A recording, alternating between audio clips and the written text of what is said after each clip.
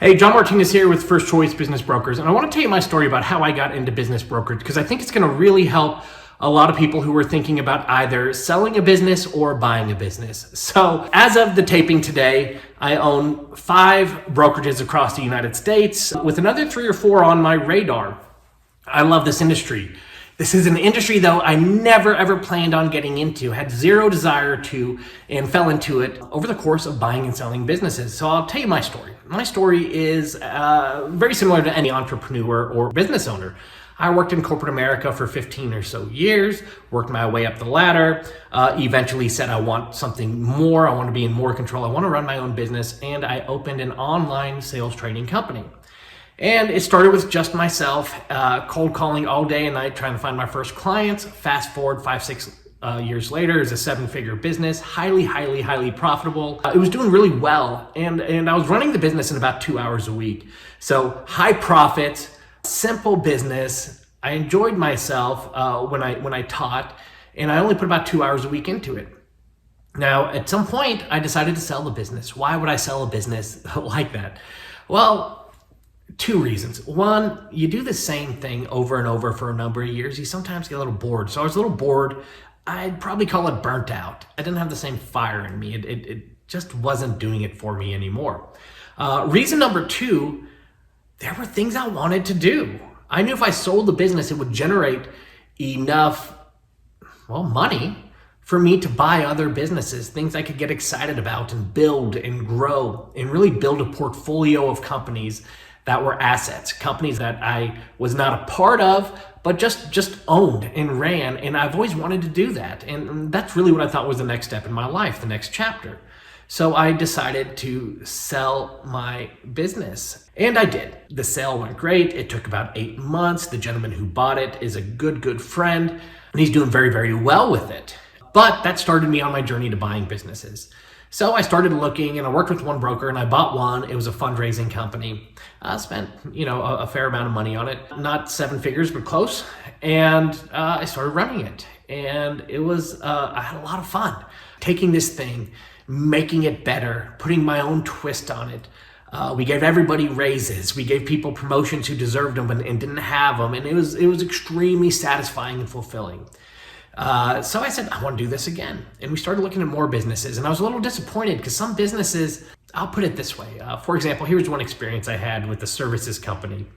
This services company had very low revenue. For the 3 years it wasn't in existence, but this last few months they started doing well.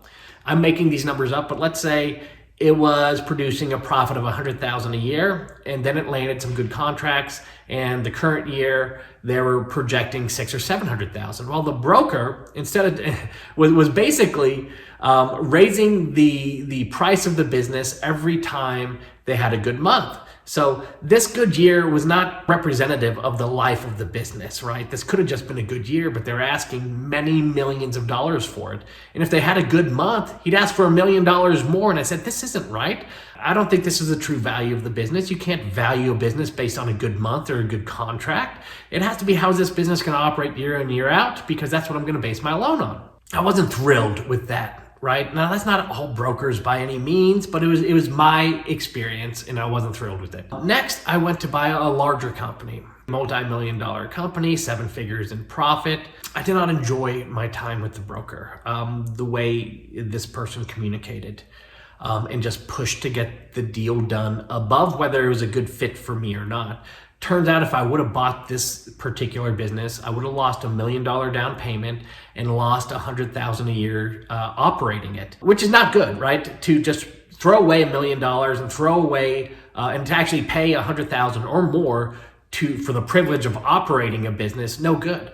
Now, during the due diligence process, I figured this out, but the broker still wanted me to buy the business. It wasn't about me. I remember an email exchange where he said, listen, you got the cash, the bank approved the funding, you have to buy this business. And I sat there and thought to myself, this is insane.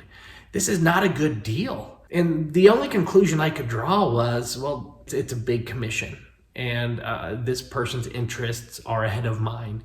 And that didn't feel good. And I had a collection of these types of experiences where I had promised myself I'm never building another business from scratch. I promised myself that. I said I'm only buying cash flowing businesses that I can just take over and run and move on to the next. But because of these experiences, I felt forced to, I got that feeling of I can do this better. Somebody needs to do this better. A business owner who had the experience of buying and selling, knows how to get deals done, who knows what people need, and put their interests in front of my own. I felt like we needed that. Now, I like making money. I'm not against it, but I'm also not for pushing people into something that's not a good fit for them. I like to present an opportunity and allow the person to decide for themselves whether or not it's a fit. I look at my job as a business broker as giving both buyer and seller data, clean information, so they can make the decision of what's best for them. Now, because of the sale of a business and a couple of thriving businesses, it's okay if I don't make money for quite a while. I don't need it to survive. That being said, our brokerage is thriving. And it's thriving because I think of our attitude of never pushing for a deal, but allowing the right deals to happen. I'm a little bit passionate about this, obviously, because I lived it. I want the best for business owners that are exiting. I want to make sure they get a fair deal. I want to make sure that the whole process is simple and straightforward and easy. I want to make sure that buyers know what they're buying. I want to make sure that buyers buy a business that's a fit for them, that is going to be enjoyable for them to run or operate, that fits in with their personality and helps them accomplish whatever it is that they want to accomplish. They have a reason for buying a business. I want to make sure that reason is met and that need is fulfilled. So I never planned on getting into business brokerage, but I'm here. And I have a good chain of brokerages and we're growing, and it's been one of the most fulfilling and best decisions I've made in my life to help business owners sell and business owners or potential owners buy businesses. So if you're on either side of that, if you're a business owner and you're considering selling, we'd love to help. It's not a fit for everyone. Sometimes the timing isn't right, but someone from my team or myself would love to chat with you and just tell you what to expect, what your business could potentially sell for, what the entire process is like, the good, the bad, and the ugly, and leave it to you to make the decision to do something or not to do something now, or perhaps something later. And if you are a buyer, we have hundreds, if not thousands, of business listings, and we might be able to help you find the right one. This is John Martinez with First Choice Business Brokers. Have a great day.